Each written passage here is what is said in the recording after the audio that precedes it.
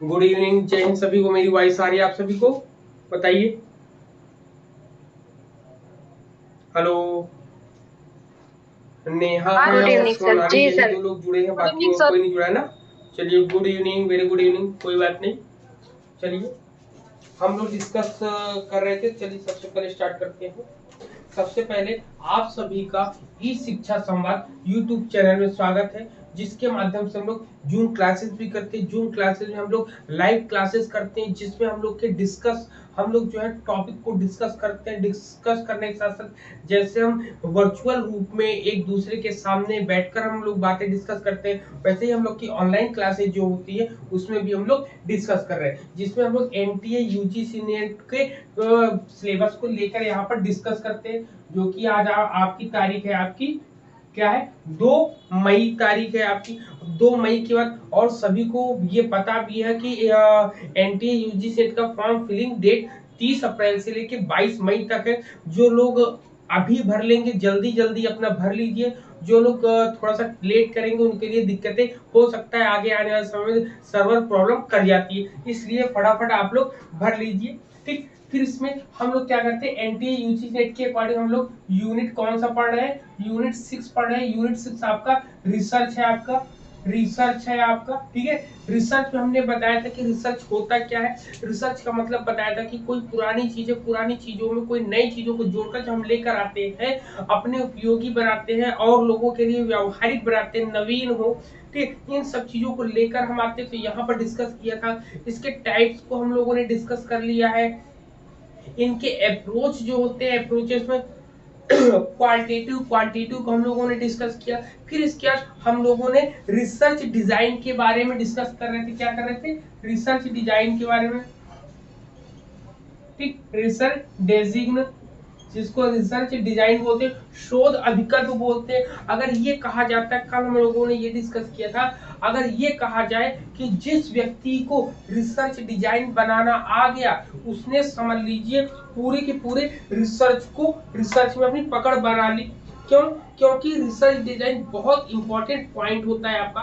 क्या होता है? बहुत इंपॉर्टेंट पॉइंट होता है, जिसमें हम लोग बहुत सी चीजों को देखते हैं यहाँ पर। ठीक है, तो रिसर्च डिजाइन को बताने से पहले मैंने आपको बताया कि रिसर्च डिजाइन को मुख्य रूप से अपने सिलेबस में हम तीन भागों में पढ़ते हैं। सबसे पहला कौन सा था? सबसे पहले डिस्क्रिप्टिव था। ठीक है, डिस्क्रिप्टिव है आपका। दूसरा आपका एक्सपेरिमेंटल है आपका। ठीक, एक्सपेरिमेंटल है। और तीसरा आपका हिस्टोरिकल है आपका। क्या है? Historical research, historical design research हुई, हिस्टोरिकल डिजाइन आता है, हिस्टोरिकल डिजाइन रिसर्च आता है, जिसमें हम लोगों ने डिस्क्रिप्टिव को एक नाम से और जानते हैं। डिस्क्रिप्टिव का दूसरा नाम क्या था? नॉन एक्सपेरिमेंटल बोलते हैं इसको। क्या बोलते हैं? Non experimental, non experimental. Non experimental बोलते हैं। कल की डेट में हम लोगों ने डिस्क्रिप्टिव रिसर्च के टाइप्स पढ़े थे कि नहीं पढ़े थे, बताओ सभी लोग। कल हम लोगों ने डिस्क्रिप्टिव रिसर्च के टाइप पढ़े थे, जी सर। सोनाली, स्निग्धा, नेहा, बताओ। कल पढ़ा था ना हम लोगों ने। जी तो सर। इसके क्लासिफिकेशन हम लोगों ने किया था। क्या किया था? क्लासिफिकेशन किया था। ठीक, क्लासिफिकेशन जो हम लोगों ने किया था, क्लासिफिकेशन में हम लोगों ने क्या क्या चीजें पढ़ी थी डिस्क्रिप्टिव में? 3 पढ़ी थी। एक सर्वे पढ़ा था। सर्वे। सर्वे। दूसरा क्या पढ़ा था हम इंटर लोगों ने? Relationship inter studies. Relationship studies. Inter relationship studies आता है स्टडीज। आपका ना। और तीसरा कौन सा था? तीसरा था आपका डेवलपमेंट। क्या था आपका? डेवलपमेंट।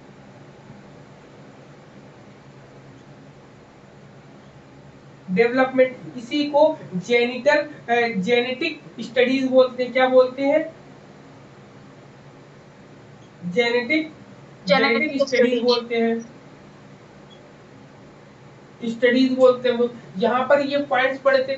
फिर इसमें हम लोगों ने क्या पढ़ा था कि सर्वे जो है, सर्वे में हमेशा क्वेश्चनायर होता है, क्वेश्चंस के अकॉर्डिंग हम लोग डिस्कस करते हैं। करते कि नहीं करते हैं, बताओ। क्वेश्चनायर का बनाकर सर। उसके उसी से रिलेटेड चीजों को हम लोग यहाँ पर वेरी डिस्कस करते हैं, क्या होता है क्या नहीं होता है, ठीक सर है। हाँ बोले।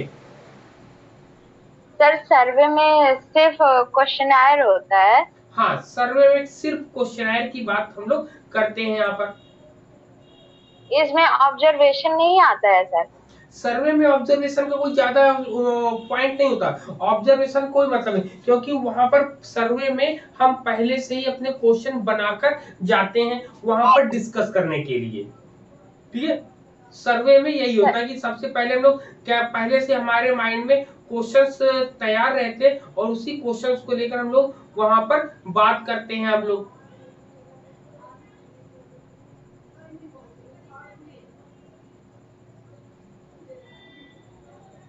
तो क्लियर है, ओनली बताओ सिर्फ इसमें क्वेश्चन आएगा। क्या हो गया।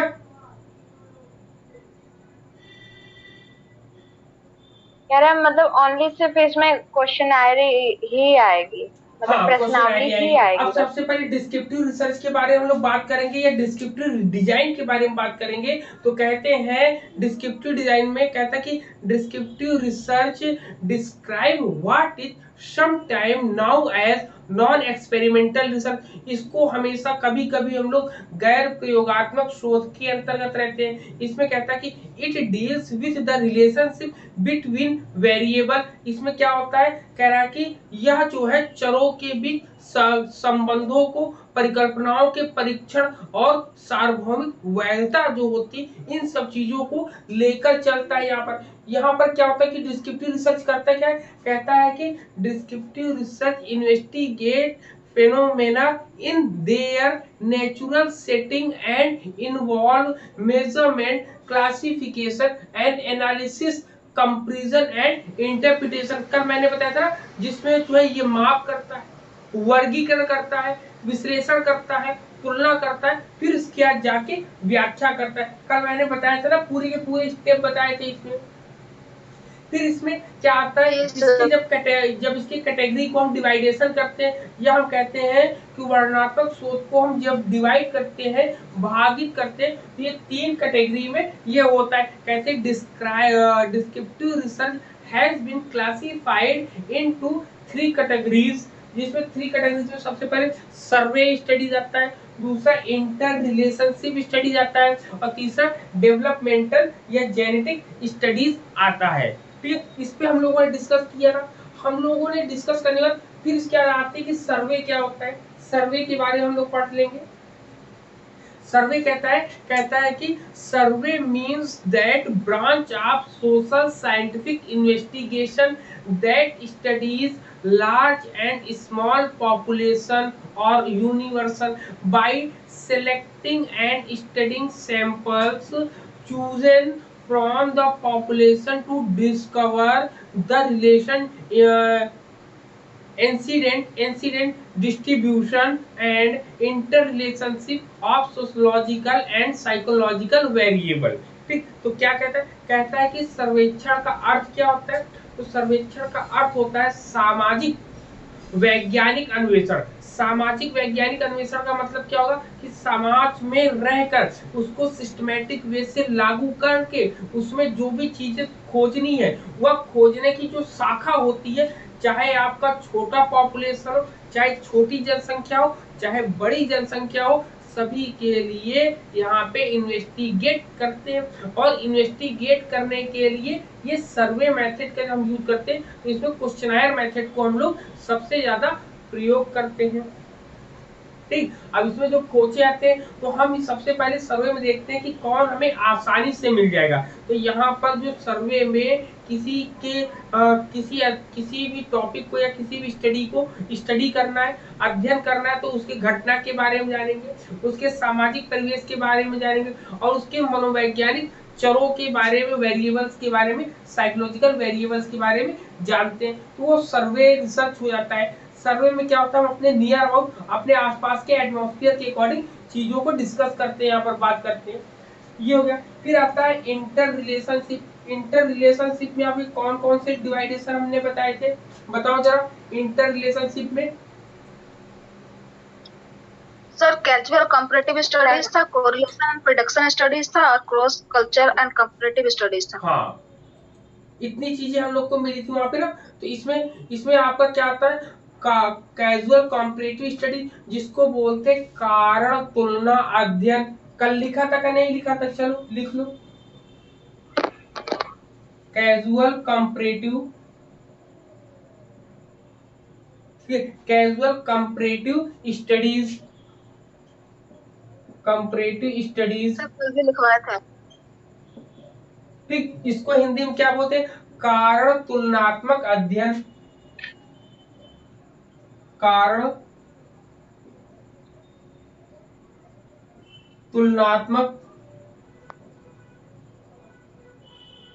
अध्ययन आता है। ठीक है, पहला तो ये होता है। फिर दूसरा हम लोगों ने क्या पढ़ा था, कोरिलेशन एंड प्रिडिक्शन स्टडीज। क्या पढ़ा था दूसरा पॉइंट हम लोगों ने, कोरिलेशन,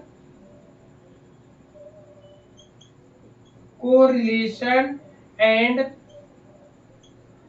प्रिडिक्शन, प्रिडिक्शन स्टडीज। ठीक, स्टडीज होता है तो इसको हम लोग क्या बोलते हैं, सहसंबंध और भविष्यवाणी अध्ययन। क्या बोलते हैं, सहसंबंध, सहसंबंध और भविष्यवाणी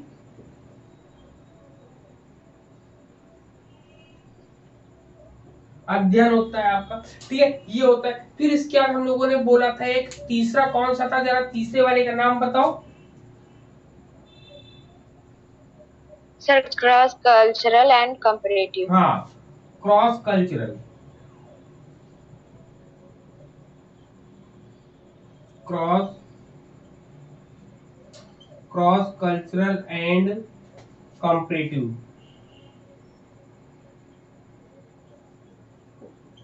ठीक, cross cultural and comparative studies.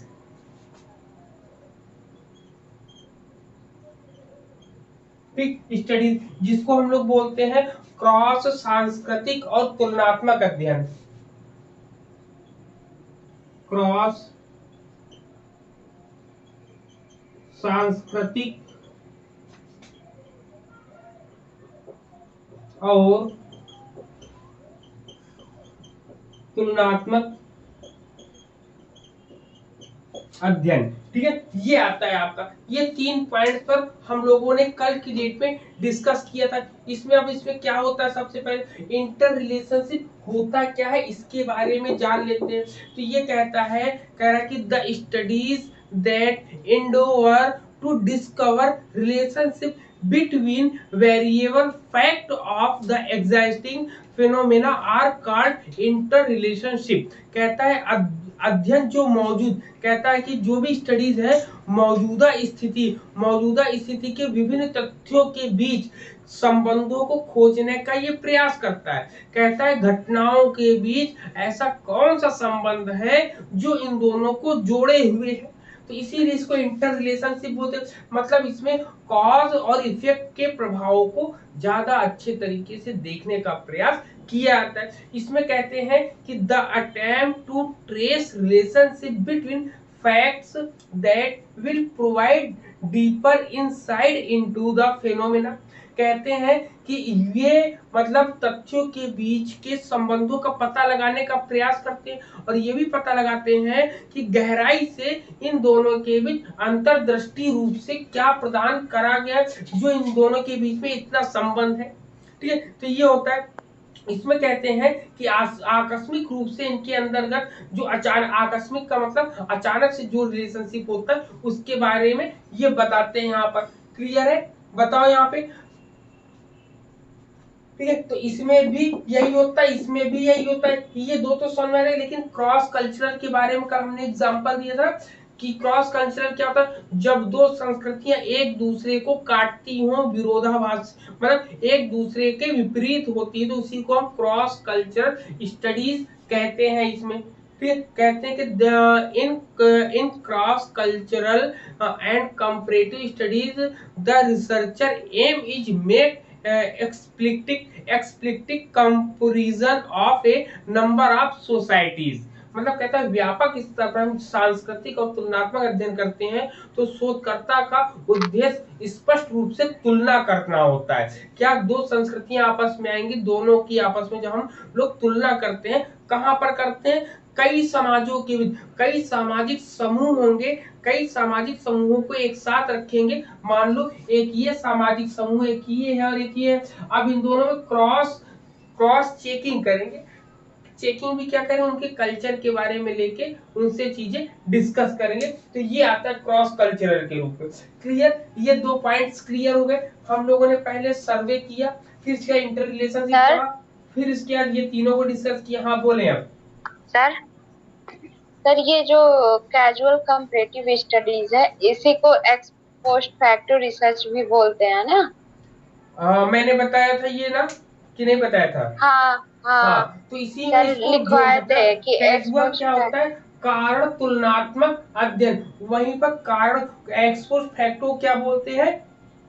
कार्योत्तर शोध। घटना घट जाने के बाद जो हम लोग रिसर्च करते हैं उसको एक्स पोस्ट फैक्टो रिसर्च बोलते हैं हम लोग। ठीक है सर, उसमें उसमें जब मतलब घटना घट जाती है तब उस पे रिसर्च हाँ, होती है। इसी को एक्स पोस्ट फैक्टो यहीं पे लिख लो।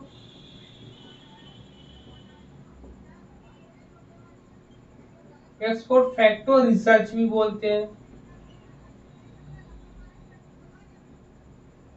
ठीक, तो यहाँ पर ये चीजें डिस्कस कर ली। अब बचा था कल डेवलपमेंटल और जेनिटल स्टेज। तो इसको भी मैंने डिस्क्राइब किया था। इसको कितने भागों में डिवाइड किया था? कल इसको हमने 3 भागों में डिवाइड किया था। सबसे पहला ग्रोथ स्टडीज होता है, फिर फॉलो अप स्टडीज होता है, फिर ट्रेंड स्टडीज होता है। जिसमें आपसे पूछा है क्रॉस सेक्शनल और लॉन्गिट्यूडनल किस में आएगा? तो ग्रोथ स्टडीज में हम लोग क्रॉस सेक्शनल और लॉन्गिट्यूडनल के रूप में कल हम लोग पढ़ रहे थे। इतना हम लोगों ने कल डिस्कस कर लिया था कि नहीं कर लिया था, बताओ? जी सर। ठीक, आज हम लोग क्या डिस्कस करेंगे? आज हम लोग एक्सपेरिमेंटल रिसर्च के बारे में पढ़ेंगे यहाँ पर। ठीक है, सबसे पहले एक्सपेरिमेंटल रिसर्च के बारे में पढ़ेंगे। यहाँ पे क्या होता है एक्सपेरिमेंटल रिसर्च। ठीक है, 1 बाय 1 डिस्कस हम लोग करेंगे। इतने पॉइंट्स क्लियर हुए? पहले तो ये बताओ, फिर इसके बाद आगे हम लोग चलते हैं। बताइए। जी सर। कोई दिक्कत नहीं ना? यहाँ तक तो एकदम क्लियर है सभी चीजें? जी सर। हाँ हाँ ठीक है। जी अब सर। हम लोग बात करेंगे एक्सपेरिमेंटल रिसर्च की। तो इसको साफ करते हैं। अब एक्सपेरिमेंटल 1 बाय 1 डिस्कस करेंगे हम लोग ना। 1 बाय 1 डिस्कस करेंगे तो अच्छे से समझ में आ जाएगा हम लोगों को। और इसको रिसर्च एक ऐसी विषय वस्तु है जिसको एक बार पढ़ने में आप ये नहीं कह सकते कि हमें आ जाएगा। इसको 1 बार 2 बार 3 बार पढ़ेंगे तब आपको कायदे से इसकी चीजें समझ में आएंगी। जब इनके क्वेश्चन आप लगाना शुरू करेंगे और जब लगा लेंगे तभी आप मानिए कि आपको सही से समझ में आया है। ठीक है, यहाँ पर ऐसे पढ़ने पे तो आ रहा कई है। पॉइंट सेम लग रहा है। जी, कई पॉइंट इसमें सर सेम लग रहा है, ऐसे लगता है कि मतलब सेम सेम ही है। कोई नहीं, कोई सेम नहीं है, सबको अलग अलग, इसीलिए कॉम्पिटिटिव वे में हम पढ़ाते हैं। और यदि हम कॉम्पिटिटिव वे में ना पढ़ाएं फिर भी हम कह देते हैं आपसे कि आप इसको अपनी कॉपी में कॉम्पिटिटिव मोड पे लिखिएगा। ठीक, तो ये है आपका एक्सपेरिमेंटल डिजाइन। ठीक, एक्सपेरिमेंटल डिजाइन। एक्सपेरिमेंटल डिजाइन को हम प्रयोगात्मक अभिकल्प बोलते हैं। प्रयोगात्मक अभिकल्प।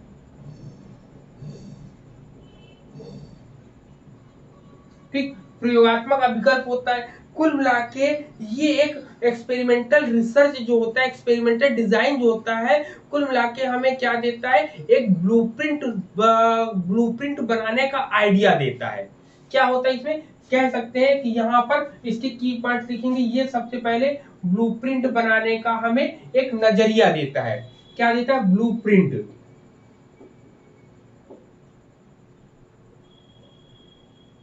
बनाने का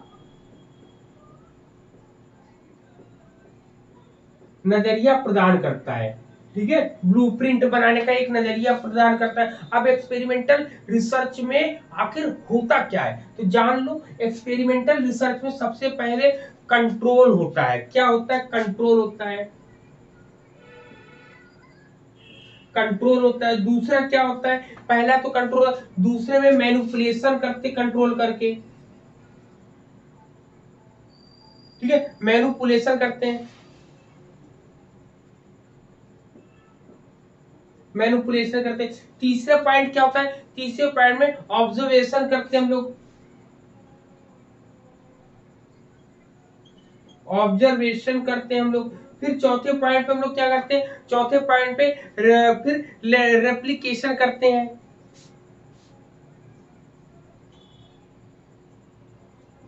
ठीक है, रेप्लिकेशन करते हैं ना, रेप्लिकेशन करते हैं हम लोग, ठीक। रेप्लिकेशन के साथ साथ और क्या करते हैं, इसमें इंडिपेंडेंट और डिपेंडेंट वेरिएबल के बीच संबंध देखते हैं, इंडिपेंडेंट वेरिएबल और डिपेंडेंट वेरिएबल के बीच इफेक्ट को देखते हैं हम लोग, इंडिपेंडेंट वेरिएबल में इफेक्ट देखेंगे, इफेक्ट देखेंगे डिपेंडेंट वेरिएबल पर क्या पड़ता है, ये संबंधों को हम लोग चेक करते हैं। अब इसको हिंदी में क्या बोलते हैं, नियंत्रण, ठीक। फिर यहाँ पे जोड़ तोड़ की जो करते हैं,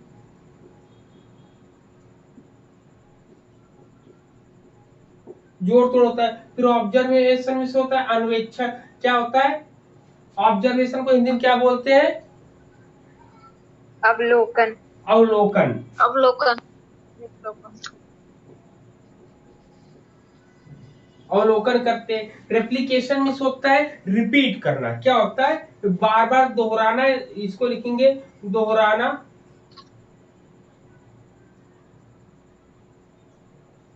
दोहराना या रिपीट करना,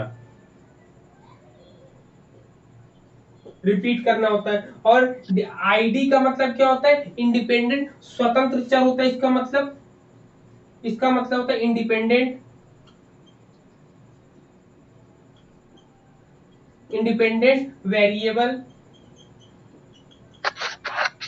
ठीक, इसको बोलते हैं स्वतंत्र चर, इसको बोलते हैं स्वतंत्र चर, स्वतंत्र चर होता है। और इसको बोलते हैं डिपेंडेंट वेरिएबल, डिपेंडेंट वेरिएबल, ठीक है, इसको बोलते हैं आश्रित चर, आश्रित चर होता है, ठीक है। तो ये पूरे के पूरे जो इसमें हम लोग यूज करेंगे, प्रयोग करेंगे, ये सब के सब पहले मैंने आपको एलिमेंट्स बता दिए, लिख लीजिएगा, ठीक है। अब इसके बाद आता है कि एक्सपेरिमेंटल रिसर्च जो होता है, इसके टाइप्स के पढ़ेंगे हम, ठीक। एक्सपेरिमेंटल डिजाइन के बारे में सबसे पहले हम लोग एक छोटा सा तैयार कर लेते हैं, या इसके बारे में समझ लेते हैं कि एक्सपेरिमेंटल ये होता क्या है। तो कहेंगे the experimental research describe what will be when certain variable are carefully controlled are manipulated. मतलब प्रयोगात्मक शोध जो होता है वो हमें बताता है कि जब कुछ चर आपके सामने होंगे तो क्या उनमें हम नियंत्रण कर पाएंगे, कि क्या उसमें फेरबदल हो पाया कि नहीं हो पाया। पहले दो पॉइंट करें, फिर कहता है कि the focus is on variable relationship when ever an independent variable can be manipulated and experimental approach can be used. कहता है कि जब कभी भी स्वतंत्र चर में हेरफेर किया जाता है तो परिवर्तनशील संबंधों पर ध्यान केंद्रित किया जाता है। तो कहता है जब कभी हम किसी भी, जैसे हम हैं, तो यहाँ पर एग्जाम्पल होता है कि स्वतंत्र चर क्या होता है और आश्रित चर क्या होगा, इंडिपेंडेंट वेरिएबल क्या होगा और डिपेंडेंट वेरिएबल क्या होगा। पहले तो ये चीजें बताओ, अवलोकन भी जानते हो, रिपीटेशन भी जानते हो, अब स्वतंत्र चर और आश्रित चर की परिभाषा बताइए।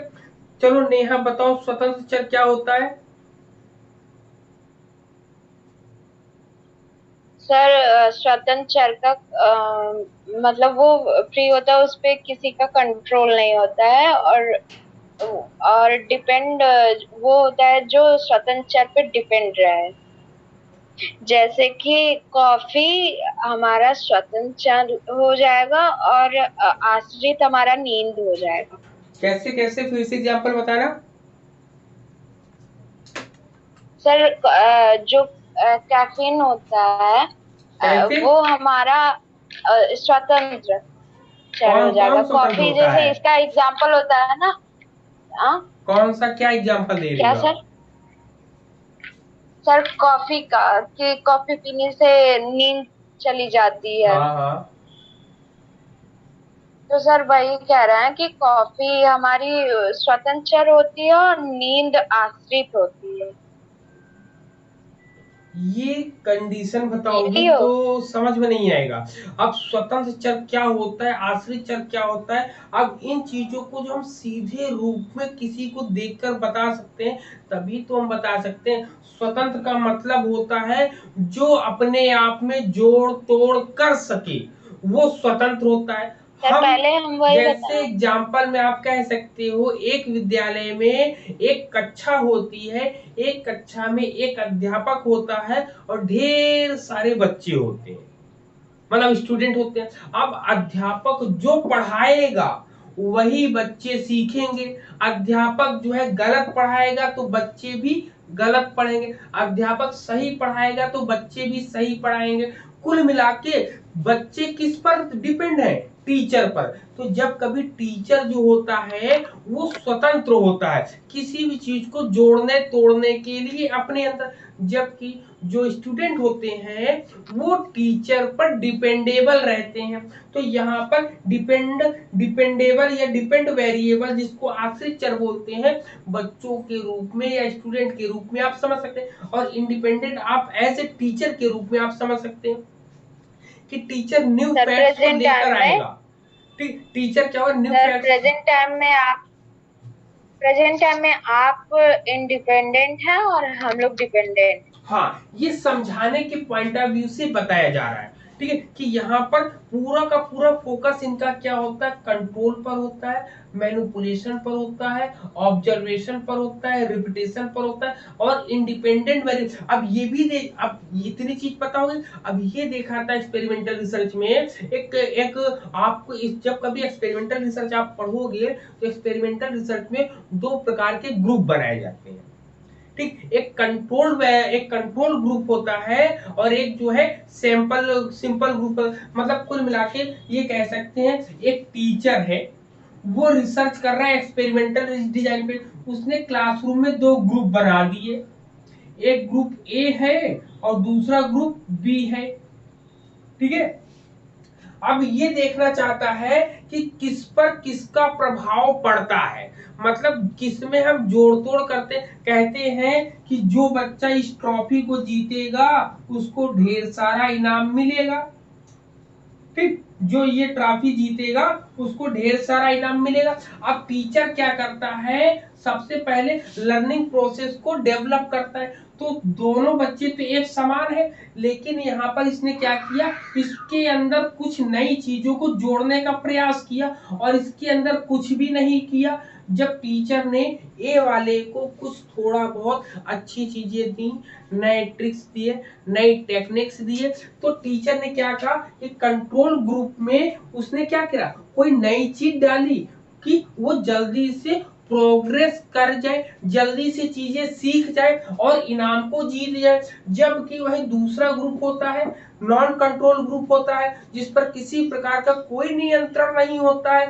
वो जो है अधिगम धीमे धीमे करता है, चीजों को धीरे धीरे सीखता है। इसलिए तो यहाँ पर एक्सपेरिमेंटल रिसर्च में आपको दो प्रकार के ग्रुप हमेशा देखने को मिलेंगे। क्यों? क्योंकि इफेक्ट भी तो देखना है। अब टीचर देखेगा कि ये बताओ, ये बच्चा मान लो 10 दिन में सीख रहा है और ये बच्चे जो है वो वही काम 18 दिन में सीख रहे हैं, या वही काम ये 20 दिन में सीख रहे हैं। तो टीचर समझ गया कि कंट्रोल ग्रुप को जल्दी सिखाया जा सकता है, डिपेंडेंट वेरिएबल डिपेंडेंट ग्रुप की अपेक्षा। तो ये आपका इंडिपेंडेंट ग्रुप होगा, डिपेंडेंट ग्रुप होगा। बताओ कौन सा ग्रुप डिपेंडेंट होगा, कौन सा ग्रुप इंडिपेंडेंट होगा?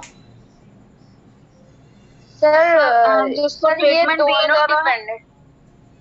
जो जिसको सर ट्रीटमेंट दिया जा रहा है, जिसको टीचर बता रहा है सब कुछ, वो आपका इंडिपेंडेंट होगा, और जिसको ट्रीटमेंट नहीं देगा वो डिपेंडेंट होगा।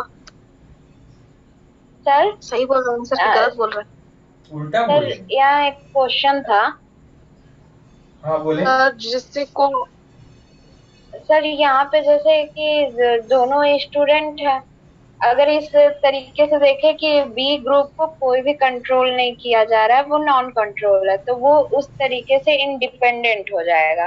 लेकिन नहीं, अगर टीचर की यहीं बात पे आती है, अगर डिपेंडेंट और इंडिपेंडेंट को छोड़ के एक वर्ड अभी सोनाली ने यूज किया, ट्रीटमेंट। याद रखिएगा, जितने भी ए और बी दोनों के दोनों डिपेंडेंट वेरिएबल है, लेकिन डिपेंडेंट वेरिएबल जी में भी चेक करना है किसके ऊपर हम लोग मैनिपुलेशन करके उसके रिजल्ट अच्छा पा सकते हैं, किसके ऊपर मैनिपुलेशन करके नहीं अच्छा रिजल्ट पा सकते। प्रभाव टीचर का प्रभाव तो दोनों पर पड़ेगा ना, लेकिन टीचर यहाँ पे अलग से ट्रीटमेंट इसको दे रहा है ए वाले को, मतलब टीचर कुल मिला के अलग से ट्रीटमेंट देकर ये देखना चाहता है कि कौन सबसे पहले सीखता है, लर्निंग प्रोसेस किसमें जल्दी आती है। तो कभी भी मैनिपुलेशन ज्यादा करने पर कंट्रोल कहता है कि कंट्रोल ग्रुप पे ज्यादा काम करने पर तब वो हमें रिजल्ट ज्यादा अच्छे तरीके से देते हैं। यहाँ पर क्लियर है पॉइंट? तो हाँ, सर अब बोलो अब आप। तो सर इसमें डिपेंडेंट कौन कहलाएगा? दोनों कहलाएंगे या फिर एक ग्रुप डिपेंडेंट तो कहलाएगा? दोनों है, क्योंकि टीचर ने यहाँ पर काम कर रहा है ना। टीचर ने, देखिए एक अध्यापक है, वो देखना चाहता है कि उसने कोई एक लर्निंग प्रोसेस बनाई। अब वो लर्निंग प्रोसेस देखना चाहता है कि वो काम करती कि नहीं करती। अब वो सोचेगा सब बच्चों पे प्रयोग करेंगे तो हमें इसका प्रभाव कैसे पता चलेगा। तो उसने क्या कहा कि 10 बच्चों को हम जो है अपने लर्निंग प्रोसेस, लर्निंग की टेक्निक जो है उसको सीख बताएंगे, और 10 बच्चों को नहीं बताएंगे, और सिलेबस दोनों को सेम देंगे। मतलब एक सिलेबस दे दिया गया, एक बच्चे को नॉर्मल बिहेवियर में पढ़ाएगा कि हाँ भाई ये सिलेबस है, ये ऐसे करना है, जाओ तुम अपना पढ़ो, और दूसरे बच्चों को ट्रीटमेंट दे रहा है। तो जो सेल्फ स्टडी कर रहे हैं या जो जिनको थोड़ी थोड़ी हेल्प ये दे रहे हैं उससे कोई मतलब नहीं, लेकिन जिनको अलग से टेक्नोलॉजी से ट्रीटमेंट दे रहे हैं तो वो ट्रीटमेंट के थ्रू देखा कि इनमें कहीं ना कहीं प्रभाव पड़ रहा है पहले की अपेक्षा। तो यहीं पे ये एक्सपेरिमेंटल रिसर्च के अंतर्गत ये आता है आपका। सर तो यहाँ पे वो जो ए वाले या बी वाले, कौन से वाले इंडिपेंडेंट हो गए? इंडिपेंडेंट की बात ही नहीं कर रहे हैं हम ट्रीटमेंट की बात कर रहे दोनों हैं। डिपेंडेंट है। दोनों ही जी डिपेंडेंट है, लेकिन ट्रीटमेंट देने की बात, वो ट्रीटमेंट देकर, उपचार देकर किसी भी समस्या को समाधान करना चाहता है ना, वही चीज यहाँ पे बताया जा रहा है। अब यहाँ पे आपको याद रखिएगा, एक्सट्रेनियस वेरिएबल भी पढ़ने को मिलेगा एक्सपेरिमेंटल रिसर्च डिजाइन में। हाँ सर। ठीक, तो वो वेरिएबल जब हम पढ़ाएंगे तो वेरिएबल में इन सब चीजों से रिलेटेड हम लोग डिस्कस करेंगे। लेकिन यहाँ पर इतनी चीजें समझ में आई सबसे पहले कि ये चीजें, अब यहाँ पर जितनी चीजें थी ये समझाने का मेरा प्रयास था। अब हम लोग डिस्कस करेंगे इसके टाइप्स, कि इसके टाइप्स कितने होते हैं एक्सपेरिमेंटल रिसर्च डिजाइन के। बताओ, एक्सपेरिमेंटल रिसर्च डिजाइन के टाइप्स कितने होते हैं? सर 3 सर बोलिए। 3 होते हैं सर, वो जो हमने कॉफी वाला एग्जांपल बोला था, तो उसमें डिपेंडेंट हमारा नींद ही तो होगा ना? कॉफी वाला, हेलो कॉफी वाले में आपने बताया था कि जैसे कॉफी है, कॉफी पीने सर। से नींद भाग जाती है, कॉफी ना पिए तो नींद जी लगेगी। ये कोई ऐसा नहीं, ये आपका एग्जाम्पल सेट होगा ही नहीं ना, इस एग्जाम्पल को सेट नहीं कर सकते हैं उसमें आप। ठीक है, ये किसी भी तरीके से नहीं हुआ, क्योंकि इसको डिनाई करके इसको काट दिया जाएगा ना, क्योंकि नींद का कॉफी से कोई संबंध नहीं है। हाँ, कुछ हद तक ट्रीटमेंट, जैसे ट्रीटमेंट देने की बात करी गई ना, तो ट्रीटमेंट आपने दिया जी तो आपने केवल कॉफी के प्रभाव को देखना चाहते हैं। तो जब आप केवल एक कॉफी के प्रभाव को देखना चाहते हैं कि कॉफी पीने से, हम दो, आपके सामने दो ऐसे व्यक्ति बैठे हैं, दोनों व्यक्ति आपके सामने की, और दोनों को नींद लगी है बहुत तेज, आपका कहने का मतलब कि दो व्यक्ति आपके सामने है, आपके मम्मी पापा आपके सामने बैठे और देख रहे हैं कि दोनों की नींद लग रही है, तो आपने क्या किया, एक्सपेरिमेंट करना चाहा। देखिए आज इस चाय में या इस कॉफी में निकोटीन की मात्रा क्या है, निकोटीन करता क्या है, क्योंकि चाय या कॉफी में जो मिलता है वो निकोटीन मिली होती है, नशे का एक पदार्थ है वो। तो अब आपने ये चेक करना चाहा कि देखिए कॉफी का क्या प्रभाव पड़ता है। आपने जो है पापा को कॉफी दे दी और मम्मी को कॉफी नहीं दी। अब वही कॉफी के प्रभाव को, इफेक्ट को आपने देखा कि पापा जो है 2 घंटे बाद सोते हैं कॉफी पीने के, और मम्मी जो है कुछ देर बाद ही सो जाती हैं। तो यहाँ पे क्या हुआ, आपने कॉफी के प्रभाव को देखा ना।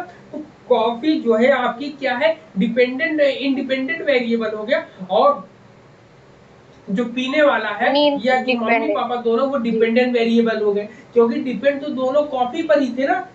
अब कॉफी पर दोनों डिपेंड थे, तो दोनों मम्मी पापा दोनों डिपेंडेंट वेरिएबल हो जाएंगे और कॉफी इंडिपेंडेंट हो जाएगी आपकी, और आप रिसर्चर हो जाओगे जो उसको एक्सपेरिमेंट करेगा यहाँ पर। तो यहाँ पर ऐसे एग्जाम्पल को सेट करके बताएंगे हम।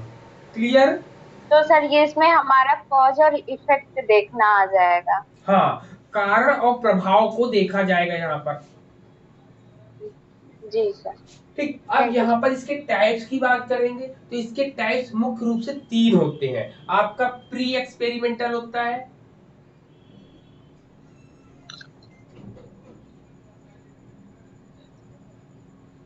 प्री एक्सपेरिमेंटल रिसर्च डिजाइन होता है, फिर आपका ट्रू एक्सपेरिमेंटल रिसर्च डिजाइन होता है, ट्रू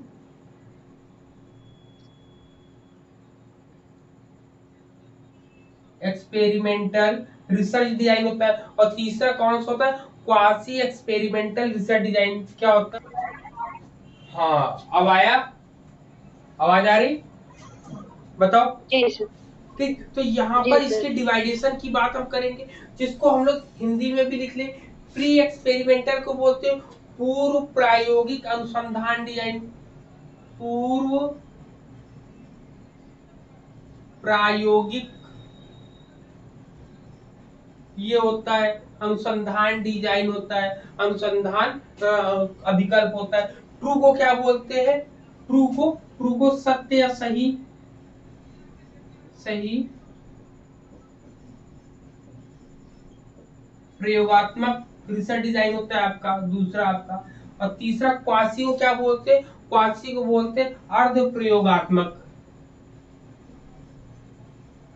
अर्ध प्रयोगात्मक। ठीक है, ये होता है क्वासी। अब चलो ये 3 डिवाइडेशन आपके हो गए, ये 3 के बारे में हम लोग पढ़ेंगे 1 बाय 1। नंबर 1, नंबर 2, सर ये सर थर्ड क्या है स्पेलिंग? क्वासी, क्या? Quasi QUASI, quasi experimental research design, अर्ध प्रयोगात्मक शोध अभिकल्प के बारे में पढ़ेंगे। ठीक है, चलिए 1 बाय 1 हम लोग डिस्कस करेंगे। सबसे पहले तीनों के बारे में ना, कि तीनों होता क्या है सबसे पहले। ठीक है, चलो क्लियर है सबको, तीनों के बारे में हम लोग बात करें, बताओ। जी सर कीजिए। हाँ हाँ, स्टार्ट करते हैं। चलो सबसे पहले आप लोग बताओ प्री एक्सपेरिमेंटल क्या होगा। सर इसमें कोई कंट्रोल भी नहीं होगा और कोई रैंडम असाइनमेंट भी नहीं होगा, दोनों नहीं होगा। प्री मिस होता है क्या, पहले प्री मिस बताओ तो क्या होता है। सर एक्सपेरिमेंट से पहले वाला, सर एक्सपेरिमेंट से पहले वाला जो पहले हुआ। ठीक है, सर कंट्रोल नहीं होता, रैंडमाइजेशन नहीं होता, क्योंकि एक्सपेरिमेंट स्टार्ट नहीं होता है इस वजह से। हाँ। अब प्री की बात करेंगे तो प्री में क्या होता है, इसमें कहता है, कह रहा है कि this is the simplest form, कहता है this is the simplest form of experimental research design, यह प्रयोगात्मक अनुसंधान अभिकल्प का सबसे सरल रूप है। कहता है कि एक ग्रुप और various groups are kept under observation after fact. ठीक है, आफ्टर फैक्ट्स की बात ये करता है।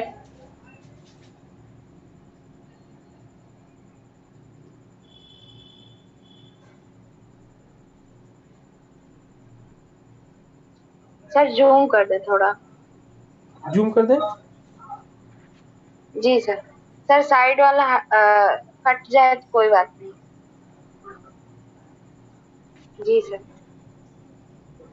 ठीक है ना? जी सर।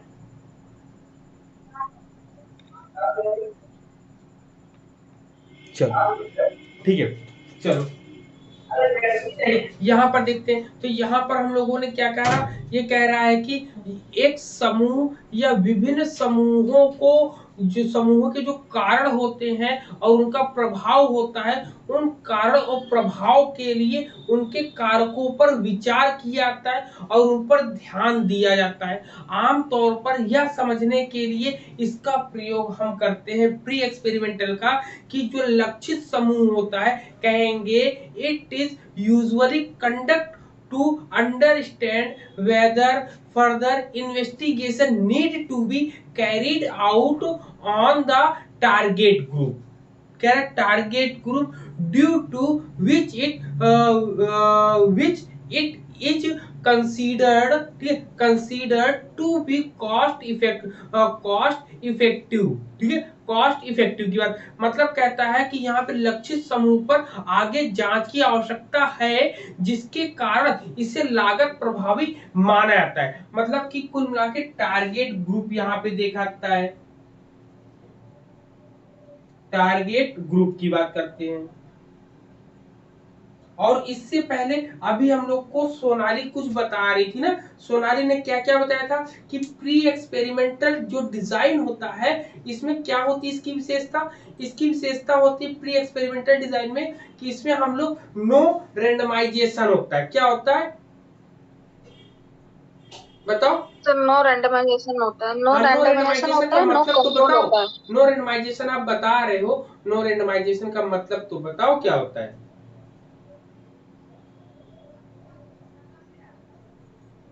बताओ। इसमें लिखा है, जस्ट जैसे सोचने इन्होंने बोला दीजिए। नो हाँ,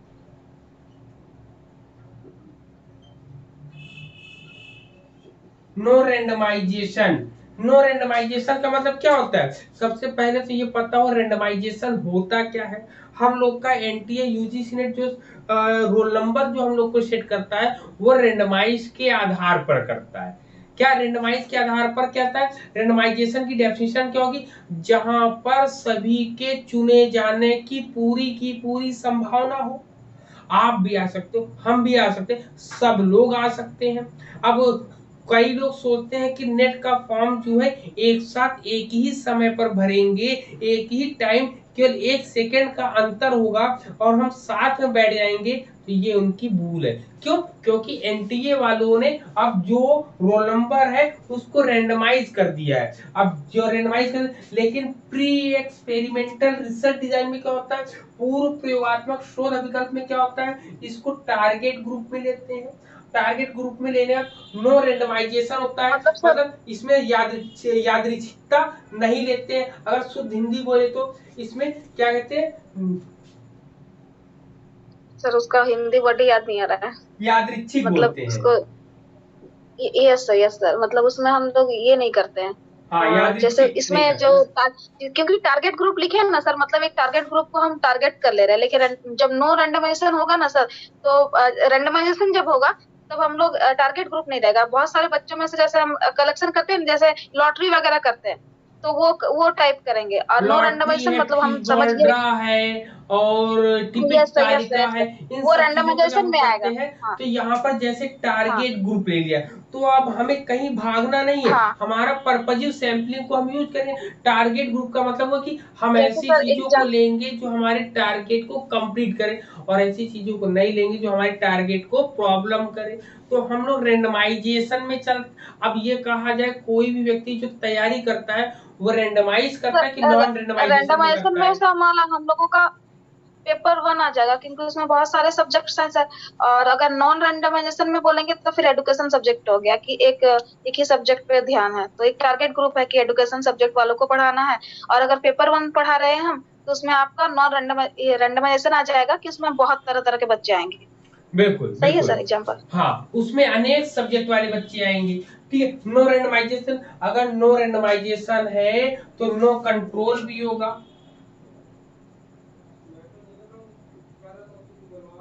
नो कंट्रोल कह रहा है यहाँ पर कि no pre experimental research design में टारगेट ग्रुप को लेते हैं, नो रेंडमाइजेशन होता है, और नो कंट्रोल की बात करते हैं।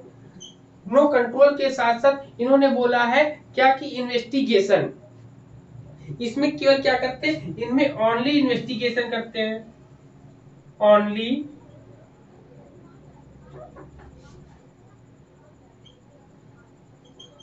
इन्वेस्टिगेशन करते हैं, इन्वेस्टिगेशन करते हैं, ठीक है। ओनली इन्वेस्टिगेशन करने के साथ साथ इसमें क्या देखते हैं, कॉज और इफेक्ट का रिलेशनशिप देखते हैं। क्या देखते हैं, कॉज एंड इफेक्ट का रिलेशनशिप देखते हैं, रिलेशनशिप देखते हैं। पहला पॉइंट क्लियर हुआ, बताओ सभी लोग, क्लियर हो गया? जी सर। ठीक। अब यहाँ पर ट्रू वाले में जब आते हैं तो ट्रू एक्सपेरिमेंटल रिसर्च डिजाइन क्या होता है, तो इसमें रेंडमाइजेशन का हम प्रयोग करते हैं।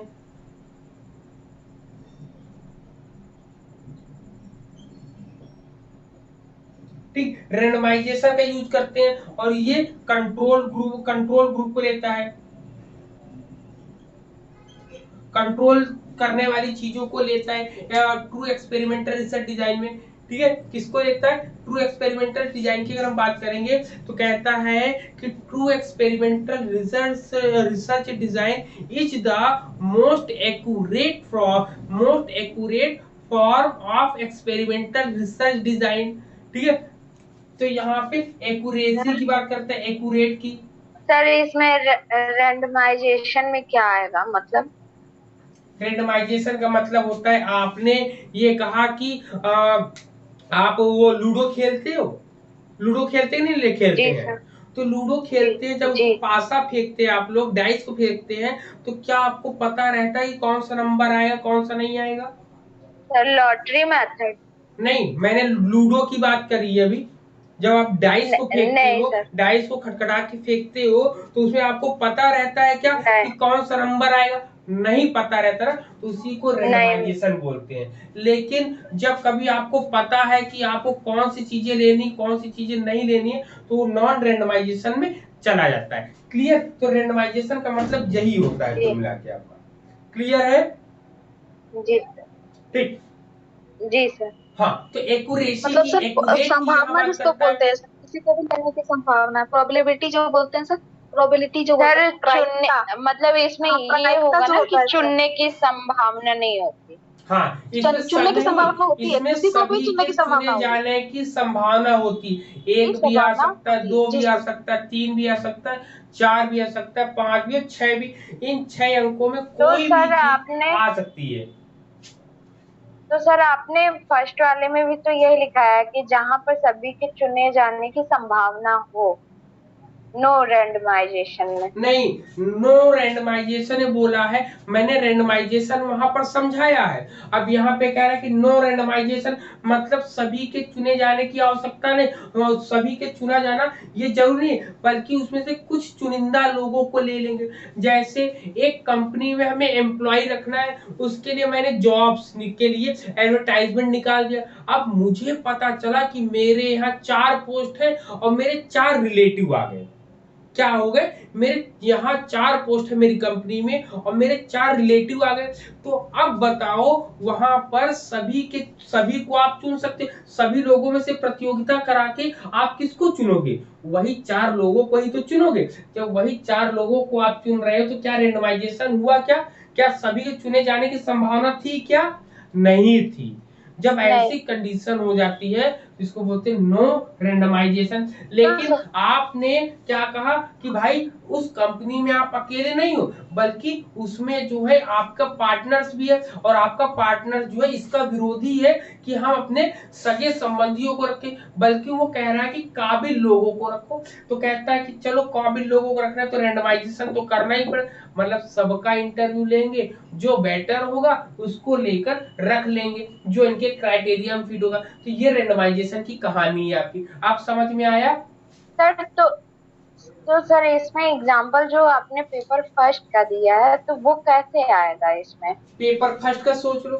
चलो, अब जैसे पेपर फर्स्ट जो लोग पढ़ते हैं, चाहे वो किसी भी विषय के बच्चे हो, चाहे गणित, उर्दू, विज्ञान, कोई भी बच्चा हो, सबको पेपर फर्स्ट पढ़ना ही पढ़ना पड़ेगा। वो किसी से डिनाई नहीं कर सकता। लेकिन पर्टिकुलर जब ये हो गया तो ये आपका रेंडमाइजेशन में आ गया कि इसमें ज्योग्राफी वाला बच्चा भी आके पढ़ेगा, और पॉलिटिकल साइंस वाला भी आके बच्चा पढ़ेगा, आर्ट वाला बच्चा भी आके पढ़ेगा, एजुकेशन वाले भी आएंगे, सोशलॉजी वाले भी आएंगे, हिंदी वाले भी आएंगे, मतलब सभी विषय के बच्चे यहाँ पर इसको आके पढ़ेंगे।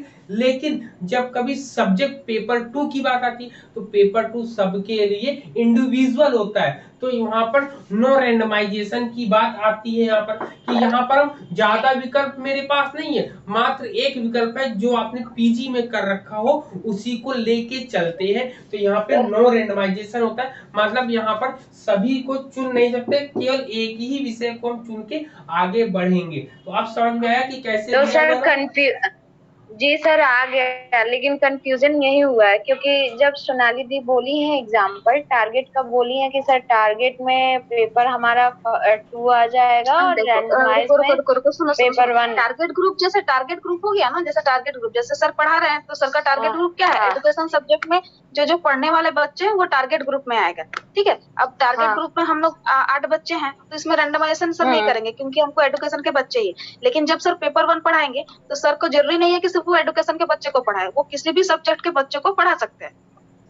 ठीक है, हाँ, वो चुन सकते हैं। ठीक ठीक है, ओके। जैसे तो स्कूल्स में यानी लॉटरी होता है, स्कूल्स में लॉटरी होता हाँ, है ना, पहला इंटरव्यू होता है, फिर एक हाँ, आपका हाँ, टारगेट ग्रुप होता है कि आपको एलकेजी का हाँ, एडमिशन लेना है तो वो टारगेट ग्रुप में आ गया। ठीक है, तो सबका इंटरव्यू लिया जाता है। लेकिन जब लॉटरी होता है तो वहां पर रेंडमाइजेशन हो जाता है कि 100 बच्चों में से उनको 50 चुनना है, तो किसी का भी नाम आ सकता है।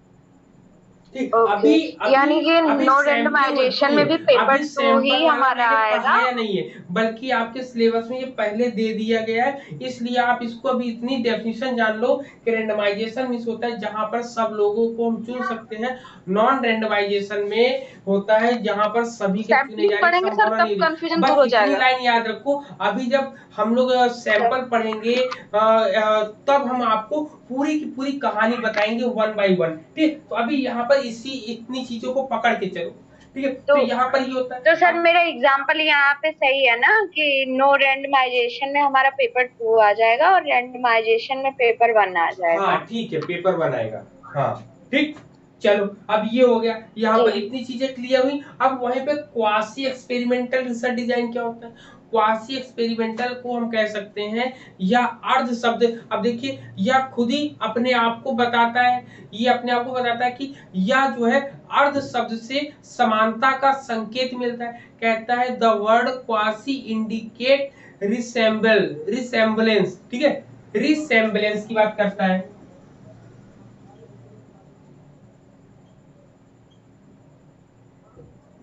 ठीक, रिसेम्बलेंस या समानता की बात कर, इसमें कहता है, इसमें अर्ध का मतलब हो गया, अर्ध प्रयोगात्मक डिजाइन का उपयोग तब किया जाता है जब शोधकर्ता बाहरी चरों पर नियंत्रण करने के लिए कृत्रिम वातावरण बनाता है। ठीक है, क्या कहते हैं? कहते हैं quasi experimental design are used when the researcher create an artificial environment to control for extraneous variable. मतलब कि यहाँ पे एक्सट्रेनियस वेरिएबल के लिए एक्सट्रेनियस वेरिएबल,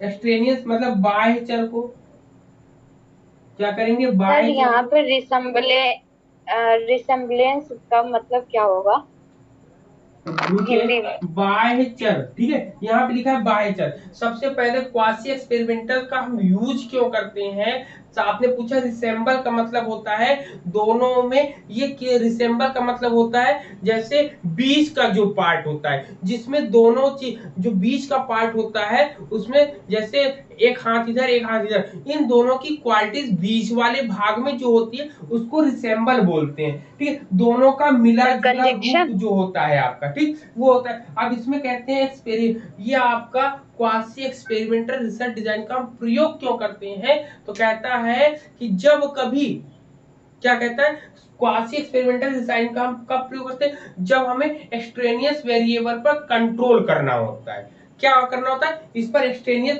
बाह्य चर पर नियंत्रण करना होता है, बाह्य चर पर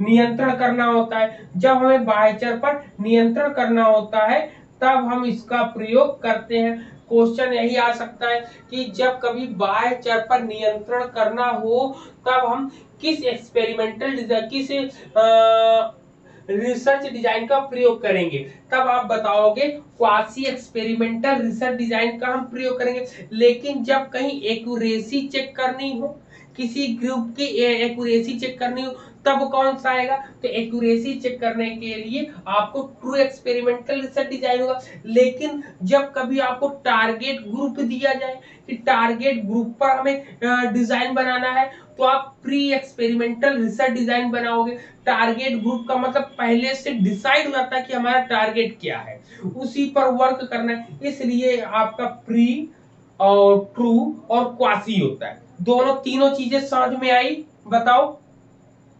सर सर रिसेम्बलेंस का हो जाएगा कंजक्शन ना, रिसेंबल का मतलब होता जैसे है जब दो जोड़ता चीजें है, आपके जैसे सामने हो, जोड़ दो के। उन दोनों की छोटी छोटी चीजें जब आपकी क्वालिटीज मिल जाती हैं तब होता है। मतलब कि जब हम प्री और ट्रू से मेरा काम ना चले, मतलब कोई ऐसा परेशान करने वाला वेरिएबल हो जो बार बार आके परेशान करे, बार बार आके परेशान करे, तो हम क्वासी का प्रयोग करते हैं। जैसे हम पढ़ा रहे हैं, आप पढ़ रहे हैं, तो हम क्या है, इंडिपेंडेंट वेरिएबल है, आप क्या है, आश्रित चर, और यही मेरे घर में जो है साउंड बजने लगे, क्या हो, साउंड बजने वाले, तो ये बाह्य चर होता है जो हमारे और आपके बीच के कनेक्शन को तोड़ रहा है।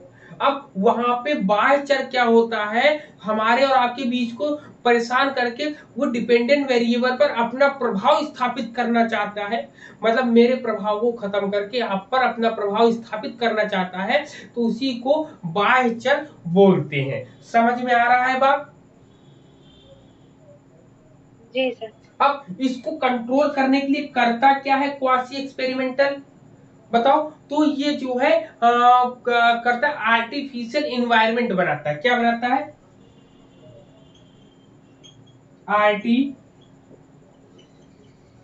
आर्टिफिशियल इन्वायरमेंट के निर्माण करता है।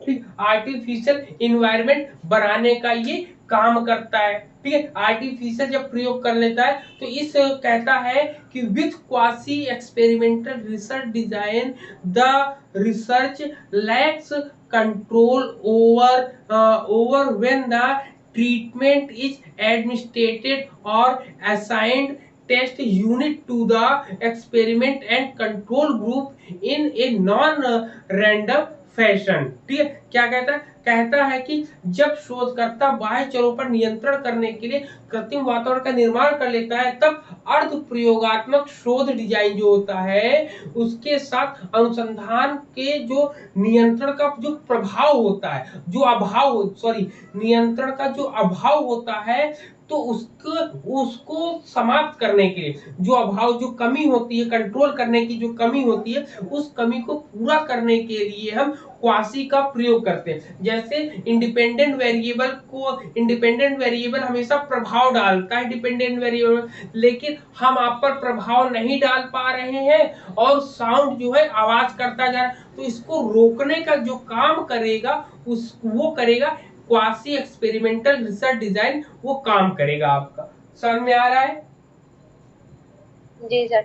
सर जैसे हमारा सबसे बेस्ट एग्जांपल ये हो जाता है कि उस दिन आप पढ़ा रहे थे, हम लोग पढ़ रहे थे और टेक्निकल इश्यू हुआ, तो वो हमारा एक्सटर्नल वेरिएबल था और इंजीनियर हमारा क्वासी एक्सपेरिमेंटल हो गया। हाँ, ठीक है, तो ये पॉइंट्स क्लियर हुए, बताओ सबको लोग। जी सर। जी सर। ठीक, अब एक्सपेरिमेंटल डिजाइन की बात करेंगे तो इसकी ये हो गया। अब इसके वन बाय वन सबके अलग अलग इसके टाइप्स है आपके, ठीक है, इसके टाइप से अलग अलग, इसके टाइप्स को भी पढ़ना और और समझना बहुत कंफ्यूजन जरूरी है। क्या कह रहे? सर और कंफ्यूजन बढ़ता है, इसी का तो टाइप्स में कंफ्यूजन ही होता है। नहीं, एक्सपेरिमेंटल डिजाइन में अब फिर यहाँ पर केवल आपके एग्जाम में जो आएगा ये इसके अंदर की चीज आती नहीं, लेकिन अगर आपको नहीं बताएंगे और इनकेस आ गया तो आप वहां पर परेशान हो नहीं जाओगे। नहीं सर, बताइए जरूर, कंफ्यूजन होगा नहीं लेकिन आप बताइए सर, जरूर। सारा बता दीजिए बताइए सर, पूरा। क्योंकि आता है जी इसमें से सर। बिल्कुल क्वेश्चंस आते हैं बताएंगे। सर। ये जो आपको मैं हाँ। बताऊं ये क्वेश्चन आता कहाँ पर है, ये क्वेश्चन आप असिस्टेंट प्रोफेसर का पेपर उठाकर देखोगे, सोलोमन ग्रुप 4 डिजाइन और one shot case study research design, static group comparison, तो ये सब को आपका जो है आता है, एक असिस्टेंट प्रोफेसर में भी आता है और एनटीए यूजीसी नेट के मैचिंग में आता है कि सोलोमन 4 ग्रुप डिजाइन जो है किससे रिलेटेड है, प्री एक्सपेरिमेंटल से है, ट्रू एक्सपेरिमेंटल से है या क्वासी एक्सपेरिमेंटल रिसर्च डिजाइन से है। तो ये सब मैचिंग करने के बाद आज बस इतना ही पढ़ाएंगे, कल इसके टाइप्स को पढ़ाएंगे। अगर अभी बता देंगे तो हो सकता है काफी कंफ्यूजन हो जाए आपको ना, तो आज इतना ही रखते हैं। क्लियर? नहीं सर, कल फ्रेश बताइएगा सर, फ्रेश हाँ, बताइए तो सर। अभी जो है आप इसको जी एक सर, बार रिकॉर्ड वीडियो अभी हम डाल देंगे थोड़ी देर में, तो इसको एक बार और देखिएगा और अच्छे तरीके से इसका ग्राफ बनाइएगा, क्योंकि रिसर्च में आपको कोई भी लिखी हुई चीज पढ़नी नहीं है, केवल रिसर्च में आपको समझना है कि आखिर कौन क्या बात कह रहा है, और वो बात जब आप समझ जाओ कि ये बात क्या कह रहा है उसको अपने पॉइंट में लिख लो। जैसे एक्यूरेसी हमको पढ़ने को मिला, कंट्रोल कर पढ़ने को मिला, रेंडमाइजेशन करने को मिला, भाई ना तो रेंडमाइजेशन इधर पढ़ रहे हैं ना तो रेंडमाइजेशन इधर पढ़ रहे हैं। कंट्रोल के लिए कंट्रोल करने की बात है। अब ये कह रहा है कि ये तो वेरिएबल, तो जब जब कह रहा है कि यहाँ पर देखो ये तो कंट्रोल नहीं कर पा रहा है, ये कह रहा है कि चलो कंट्रोल नहीं कर, इसने तो मना कर दिया, ये कह रहा है कंट्रोल तो कर लिया, लेकिन जब इसके बस में भी ना हो तब हम किसका प्रयोग करेंगे, तब कहता है क्वासी कहता है कि परेशान ना हो कोई, सब मेरे पास आओ, जितने लोग परेशान हो सब मेरे पास आओ, सबकी समस्याओं का समाधान किसके पास है, क्वासी के पास है। क्यों? क्योंकि कुछ गुण इसके जो है इसमें भी है और कुछ गुण इसके जो है इसमें भी, मतलब ये जो है दोनों के गुणों को लेकर काम कर रहा है, दोनों की चीजों को लेकर, तो इसलिए ये इंपॉर्टेंट वे में काम करता है आपका। समझ में आई अब बात? जी सर। ठीक, तो अब चलिए कल मॉर्निंग वाली क्लास में हम लोग क्या कर रहे थे, जीन पियाजे का कंप्लीट हो गया था पूरा कि नहीं हो गया था? नहीं हुआ था, केवल 2 स्टेजेस हमने बताए थे जीन पियाजे के, 2 स्टेजेस आप कल की सुबह में हम लोग डिस्कस करेंगे, ठीक है, जीन पियाजे के पार्ट 2 में। चलिए ठीक है, तब तक के लिए सभी को गुड नाइट, जय हिंद सभी को। ठीक, good night sir, good night, और ईद मुबारक सबको अगेन अभी से। ठीक है, कल सुबह ईद है। कल मिलेंगे सर। सर 6 बजे है सर, 6 बजे रहेगी ना क्लास? हाँ 6 बजे रहेगी।